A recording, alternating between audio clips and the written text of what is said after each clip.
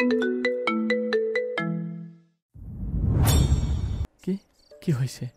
পিতা অগ্নি দৃষ্টিতে তাকালো তুর্যের পানে, ঝাঁঝালো কণ্ঠে পড়ল, অসভ্য লোক, আপনি একদম কথা বলবেন না আমার সাথে। তুর্য দ্বিতীয় দফায় ভড়কে গেল পৃথার কথায়। সকাল সকাল ঘুম থেকে উঠতে না উঠতেই এর আবার কি হলো? কাল এত সুন্দর মধুময় এক রজনী অতিবাহিত করে আজ বলছে কথা বলবে না। তুর্য নিজের দুহাত বাড়িয়ে জড়িয়ে ধরতে উদ্যত হলো পৃথাকে, কোমল কণ্ঠে বলল, কি হয়েছে তোমার? কন্যা কি করেছে বলো তো? পিতা সরে গেল তুর্যের নিকট থেকে, শরীরে জড়ানো কাঁথাটা আরো ভালোভাবে শরীরে জড়িয়ে পা বাড়ালো ওয়াশরুমের পানে। যেতে যেতে আবার বলল, একদম আমাকে ছোবেন না অসভ্য পুরুষ। আমার আশেপাশেও যেন আপনাকে না দেখি, তাহলে হাত পা কেটে বিছানায় বসিয়ে রাখবো বলে দিলাম। তুর্য যেন বেককল বনে গেল পৃথার কথায়। রাতে সারা রাত এত গভীরভাবে ছুঁয়ে দেওয়ার পর এখন বলছে ছোবে না। আবার কি বলল? পৃথার আশেপাশে গেলে হাত পা কেটে বিছানায় বসিয়ে রাখবে। তুর্য চোখ বড় বড় হয়ে গেল। কি সাহস তার বইয়ের! এই তো তারও এক কাঠি উপর থেকে আসা যাওয়া করে। বেলা গড়িয়েছে কিছুটা, যদিও এখনো সকালের সময় থেমে আছে সময়টা, তবে সূর্য তার প্রখরতা ছড়িয়েছে অনেকটা। আর এই সময় চৌধুরী পরিবার বসার কক্ষে সভা বসিয়েছে তুর্য। জরুরি কথা আছে বলে আজ কাউকে অফিসেও যেতে দেয়নি। আরুষকেও টেনে এনেছে সকাল সকাল। বেচারা আরুষ তো তার সাথে কি হতে চলেছে, তুর্য তাকে শাস্তি দেয় কিনা এই ভেবেই হার্ট অ্যাটাকের উপক্রম। কিন্তু তুর্য তাকে অবাক করে দিয়ে তেমন কিছুই করলো না, উল্টো আরুষের কাঁধ ধরে বসলো বসার কক্ষের সভায়। বাড়ির সকলকে উদ্দেশ্য করে বলল, তোমাদের সকলের সাথে আমার একটা জরুরি কথা আছে। উপস্থিত সকলে উৎসুক হয়ে তাকালো তুর্যের পানে। তবে তাহমিনা বেগম বরাবরের ন্যায় একটু ফড়ং কেটে বলল, সেই তখন থেকে তো জরুরি কথা বলবে বলেই বসিয়ে রেখেছো আমাদের। এখন এত ভনিতা না করে বলে ফেলো, কি বলতে চাও? তপ্ত নিঃশ্বাস ফেলল তুর্য। সকলের পানে একবার তাকিয়ে বলল, আমি চাইছিলাম মানুষের সাথে ইয়ের বিয়েটা দিতে। থামলো তুর্য, আবার বলল, এমন নয় যে আরুষকে তোমরা চিনো না, সবাই আরুষকে চিনো। আরুষ যথেষ্ট ভালো ছেলে। আমার যতদূর মনে হয় এটার জন্য ওর থেকে ভালো ছেলে আর হবে না। তুর্যের হঠাৎ এহেন কথায় চমকালো উপস্থিত সবাই। আরুষ নিজেও বিস্ময়ের চরম সীমায় পৌঁছে গেছে মুহূর্তে। তুর্য এত ভালো কবে থেকে হলো? এভাবে বাড়িতে ডেকে এনে নিজে থেকে ইরার সাথে বিয়ের কথা বলছে।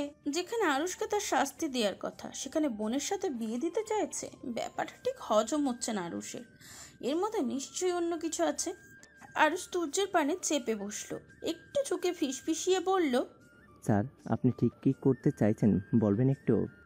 তুর্য আরুষের ন্যায় ফিসফিসিয়ে জবাব দিল, তোমাকে বন জমাই করতে চাইছি।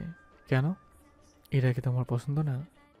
আরুষ উত্তর দেওয়ার জন্য মুখ খুলল, কিন্তু কিছু বলার আগেই মুখ খুললেন তাহমিনা বেগম। থমথমে কণ্ঠে তিনি বললেন, এরা এখনো ছোট, এখনই ওর বিয়ের ব্যাপারে আমরা ভাবছি না কিছু।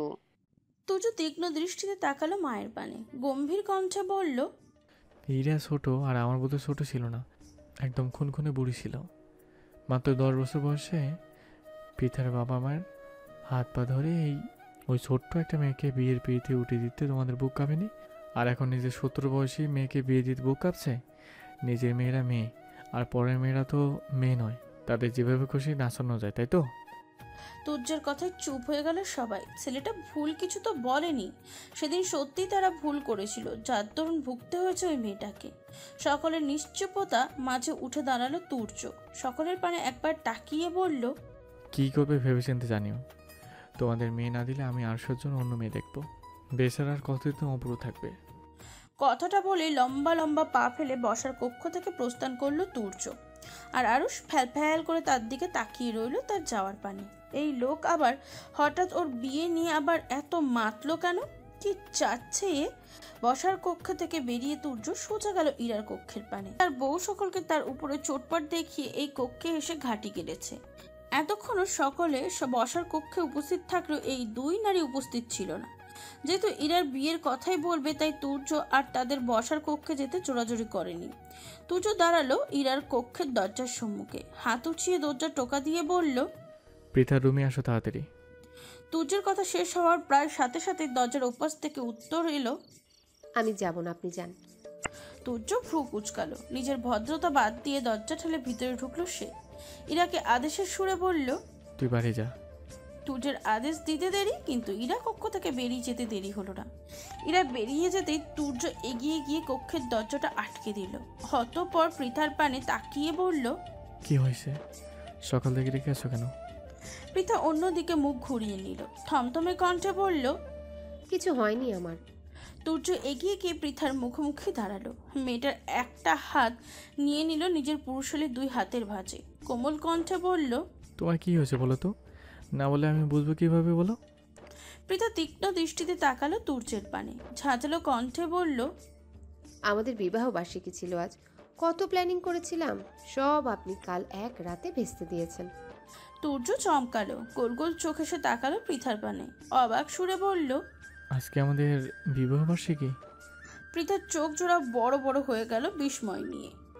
আপনি আমাদের বিবাহ বার্ষিকীর কথাও ভুলে গিয়েছেন, অথচ সারা দিন ভালোবাসি ভালোবাসি বলে হেদিয়ে মরেন। তুর্য হঠাৎ রেগে গেল, দাঁতে দাঁত চেপে বলল, ওই আরুষের বাচ্চার গোষ্ঠী আমি উদ্ধার করে ফেলবো। বেটা মির্জাফরের বংশধর মাথায় একটা বাড়ি মেরেই আমার বিবাহ বার্ষিকী বলে দিল। পৃথা ভ্রু কুচকালো, কপালে ভাঁজ ফেলে প্রশ্ন করল, আরুষ ভাই, আপনার মাথায় বাড়ি মেরেছিল? আপনি না সড়ক দুর্ঘটনায় মাথা ফাটিয়েছেন? তুর্য অপ্রস্তুত হলো।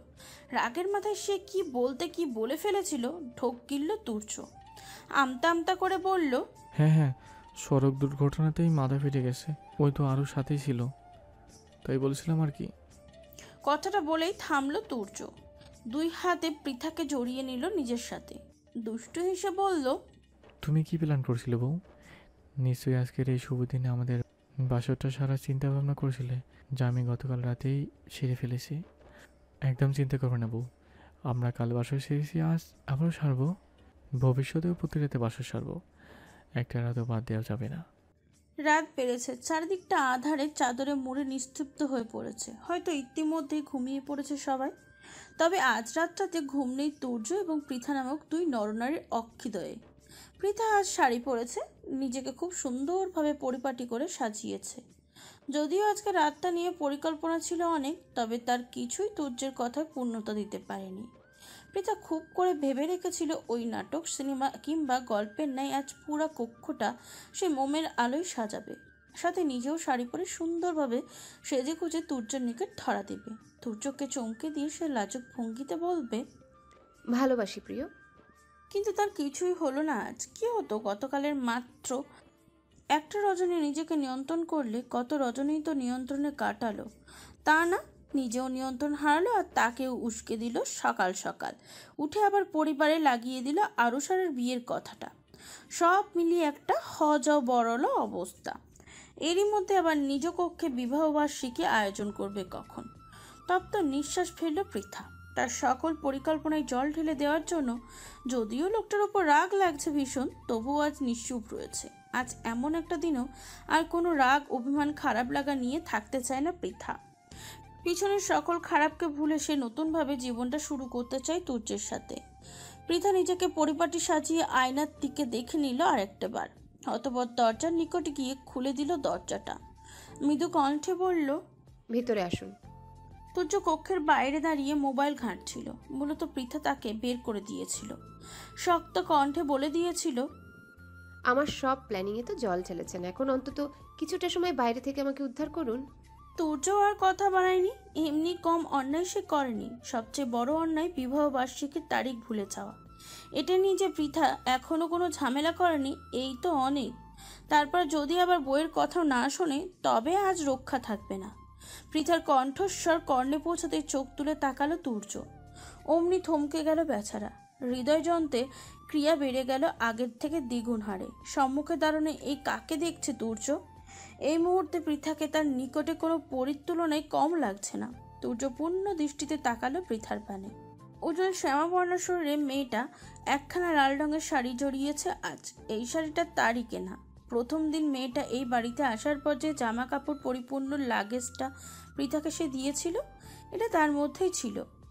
অক্ষিদ্বয়ে মোটা মোটা করে কাজল লেপছে পৃথা, ওষ্ঠদ্বয়ে আবার হালকা গোলাপি লিপস্টিক লাগিয়েছে। মেয়েটার ওই উষ্ণ ওষ্ঠজোড়া তুর্যের নিকট যেন আরো উষ্ণ হয়ে উঠেছে এই সময়ে। ইচ্ছা করছে এখনই ওই ওষ্ঠের উপর হামলে পড়ে নিজের আয়ত্তে নিয়ে নিতে। তুর্য মুগ্ধের ন্যায় এগিয়ে গেল কক্ষের ভিতরে পৃথার পানে। দরজাটা লাগিয়ে দুহাত বাড়িয়ে দিল মেয়েটাকে একটু জড়িয়ে ধরতে। পৃথা সরে গেল, সাথে সাথে কপট রাগ দেখিয়ে বলল, এখন না। তুর্য হতাশ হলো, অসহায় কণ্ঠে বলল, তাহলে কখন? পৃথা উত্তর দিল না কোনো। তুর্যের পানে এক পলক তাকিয়ে এগিয়ে গেল কক্ষে স্থান পাওয়ার টেবিল পানে। একটা বাক্স থেকে ছোট্ট একটা কেক বের করে রাখলো টেবিলে। অতঃপর একটা মোমবাতি জ্বালিয়ে তাকালো আবার তুর্যর পানে। মৃদু হেসে বলল, শুভ বিবাহ বার্ষিকী প্রিয় স্বামী। আমরা একে অপরের না হয়েই 8টা বছর কাটিয়ে দিয়েছি। পৃথার কথা শেষ হতে না হতেই তুর্য ফট করে বলল, 8 বছর থেকে একটা রাত কম হবে, কারণ আমরা গত রাতে এক হয়ে গেছি। পৃথার মেজাজ বিগড়ল। কথাটা বলার সময় কি সুন্দর একটা অনুভূতি ছিল পৃথার ভিতরে, অথচ এই পুরুষ মাত্র একটা বাক্যব্যাং দিয়েই সেই অনুভূতি ধূলিসাৎ করে ছাড়ল।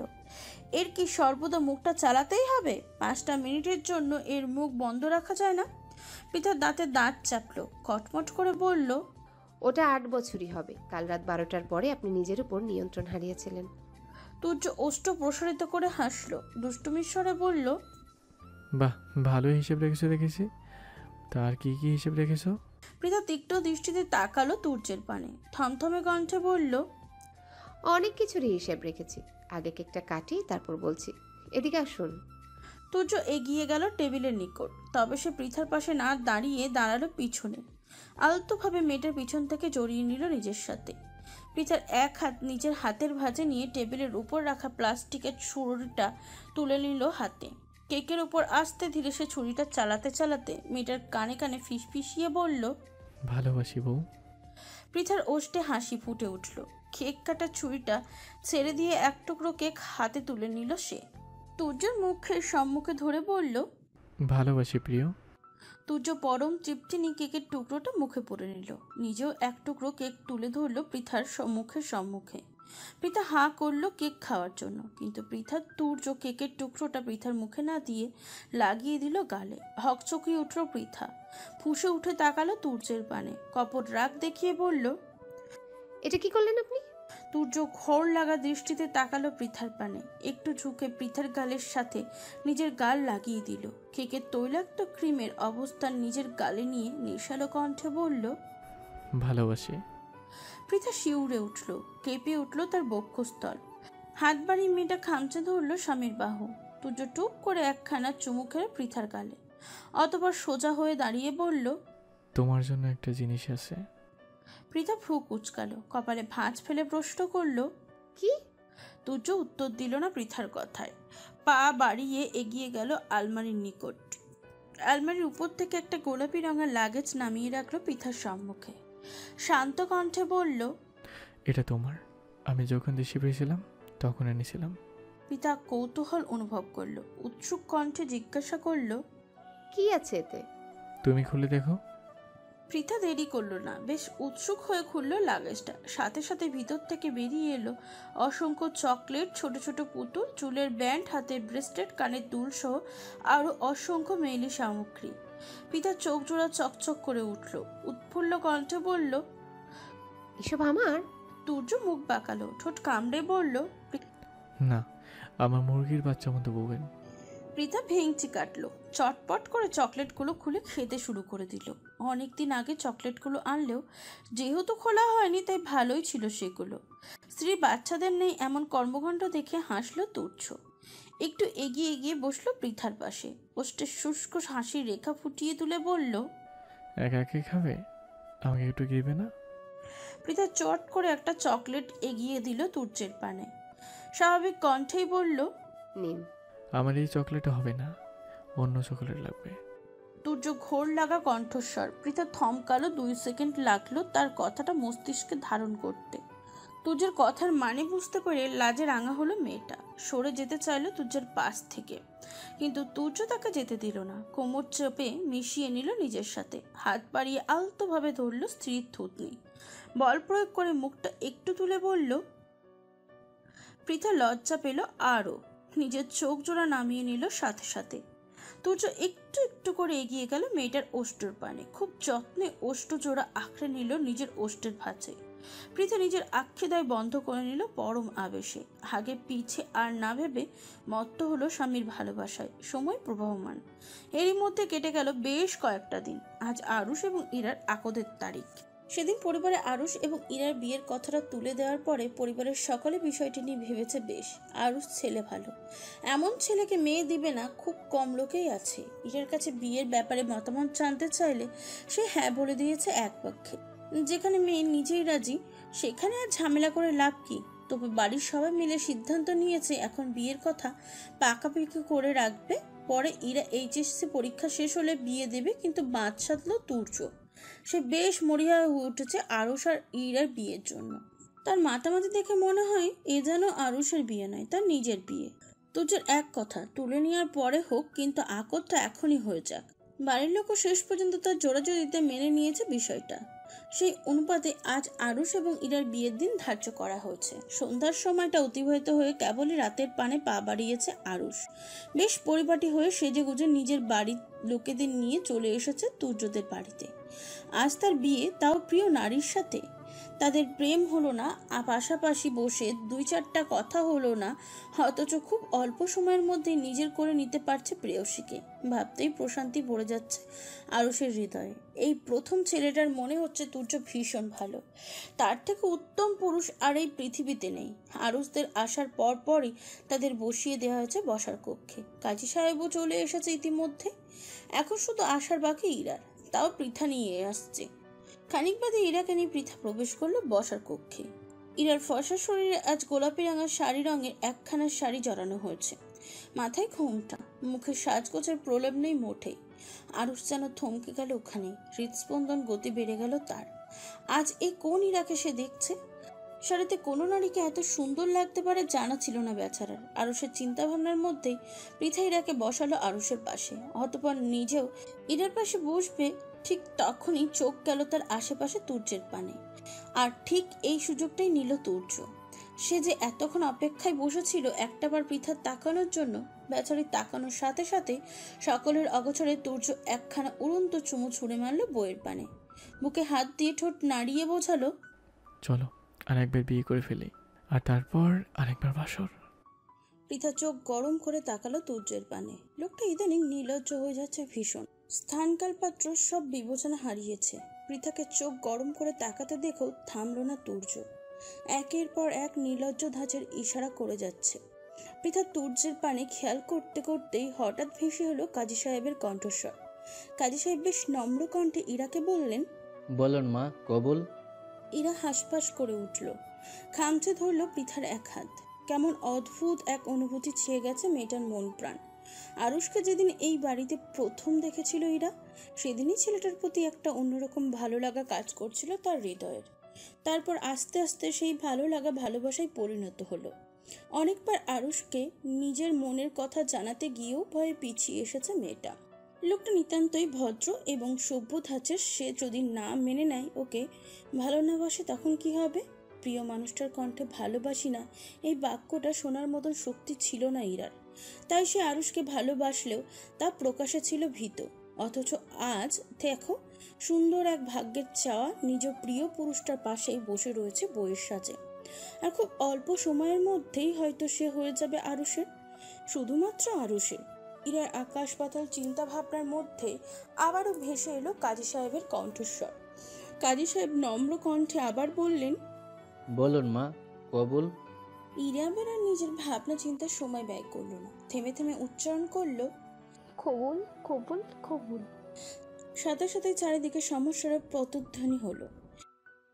এরপর কাজী সাহেব আরুষকে কবুল বলতে বলে সে সময় নিল একটু। সে তো আর তুর্যের ন্যায় নির্লজ্জ নয়। তাই চারিদিকে একবার দৃষ্টি ঘুরিয়ে থেমে থেমে বলল, কবুল কবুল কবুল। ঝামেলাবিহীন সুন্দর সুষ্ঠুভাবে বিয়েটা সম্পূর্ণ হলো আরুষ এবং ইরার। বিয়ে সম্পূর্ণ হওয়ার পরে তুর্যদের বাড়িতে ছোটখাটো একটা খাবার আয়োজনও করা হয়েছিল সকলের জন্য। আরুষদের বাড়ির সকলের খাওয়া দাওয়া শেষ করে এসে বসলো বসার কক্ষের সোফায়। এবার তাদের যাওয়ার পালা। এক এক করে সোফা থেকে সকালে উঠে চলে গেলেও আরুষ উঠছে না। ঠায় বসে রয়েছে ছেলেটা। তুর্য ভ্রু কুঁচকে তাকালো আরুষের পানে। চোখ ছোট ছোট করে প্রশ্ন করলো, তুই উঠছিস না কেন? এখনো এখানে বসে আছিস কোন দুঃখে? আরুষ ঠিক কি উত্তর দেবে ভেবে পেল না। আজ তার আকত হয়েছে, অন্তত একটু সময়ের জন্য হলেও তো ইরার সাথে দেখা করতে দিবে তাকে। বিয়ের আগে মেয়েটার সাথে তেমন কথা হয়নি আরুষের, এখন বিয়ে হয়েছে তাই একটু সুযোগ তো অন্তত তাকে দেওয়াই উচিত। তাছাড়া তাহমিনা বেগম বলেছেন আরুষকে আজ থেকে যেতে, হয়তো একটু সময় নেয়, আজ পুরো রাতটাই ইরাকে কাছে পাবে সে। সেই আশাতেই সোফায় বসেছিল বেচারা, কিন্তু এই তুর্য নামক প্রাণীর সম্মুখে নিজের মনের আশার কথা সে বলবে কি করে? আরুষ আমতা আমতা শুরু করলো। কিছু একটা বলার জন্য মুখ খোলার আগেই তাহমিনা বেগম এসে উপস্থিত হলেন ওই স্থানে। তুর্যের মুখের পানে তাকিয়ে বললেন, ও আজ থাকবে আমাদের বাড়িতে। বিয়ে যেহেতু হয়েছে, দুজন দুজনের সাথে একটু কথা বলার জন্য হলেও ওদের সময় দেওয়া প্রয়োজন। আরুষ খুশিতে গদগদ হলো। যাক, এবার অন্তত নিজের প্রিয়সীর নিকট যাওয়ার সুযোগ পাবে সে। তবে আরুষের এই খুশি বোধহয় সহ্য হলো না একজনের। এসব কী ধরনের কথা মা? আগদের তারিখ আমি ঠিক করেছি, তাহলে তোমাকে যে কোনো সিদ্ধান্ত আমাকে জানিয়ে নেওয়া উচিত ছিল না? মানে? তাহমিনা বেগমের প্রশ্নে কুটিল হাসলো তুর্য। মাকে বোঝানোর উদ্দেশ্যে বলল, ইরার সামনে পরীক্ষা মা। বিয়েটা হয়েছে বলেই যদি ওদের একসাথে থাকতে দাও, একসাথে সময়টা কাটাতে দাও, তাহলে এর প্রভাব ইরার মনে পড়বে। মেয়েটার বয়স কম, স্বামীর সান্নিধ্যে গেলে ওর মনোযোগ সম্পূর্ণভাবে স্বামী সংসারের দিকে যাবে, পড়াশোনা কিন্তু আর মন বসবে না। থামলো তুর্য, আবার বলল, বিয়ে যখন হয়ে গেছে সারা জীবন পড়ে এসেছে ওদের একসাথে থাকার জন্য, অথচ পরীক্ষায় যদি একবার ফেল করে তাহলে আমাদের যে সম্মানটা হারাবে তা কিন্তু আর ফিরে আসবে না মা। তাহমিনা বেগম মনোযোগ দিয়ে শুনলেন ছেলের কথা। ছেলে তার ভুল বলেনি একটা কথাও। ইরার কিশোরী হৃদয়, এই বয়সটা তারও অতিবাহিত করে এসেছে। এই বয়সে মেয়েদের বিবেকের তুলনায় আবেগ কাজ করে বেশি। প্রিয় পুরুষ, স্বামী, সংসার এসব সম্পর্কে নতুন নতুন অনুভূতির জন্ম দেয় হৃদয়ে। সেই হিসাবে এখন আরুষ আর ইরাকে একসাথে থাকতে না দেওয়াই শ্রেয়। তাহলে এর প্রভাব ইরার পড়াশোনার উপরেই পড়বে। কিন্তু আরুষকে বাসে কিভাবে বাড়িতে যেতে বলবে? নতুন জামাই তাকে একবার থাকতে বলে পর মুহূর্তে বাড়িতে যেতে বলতে পারে নাকি? বিষয়টা খারাপ দেখায়। তাহমিনা বেগম আমতা আমতা করলেন, ইতস্তত করে বললেন, হ্যালো বন্ধুরা, পরবর্তী পার্ট খুব তাড়াতাড়ি আসবে, তো সবাই অপেক্ষায় থাকো। আর চ্যানেলটি যারা এখনো সাবস্ক্রাইব করোনি তারা পরবর্তী পার্ট দেখার জন্য চ্যানেলটি সাবস্ক্রাইব করে রেখো। ধন্যবাদ সবাইকে, আমাদের সাথেই থেকো।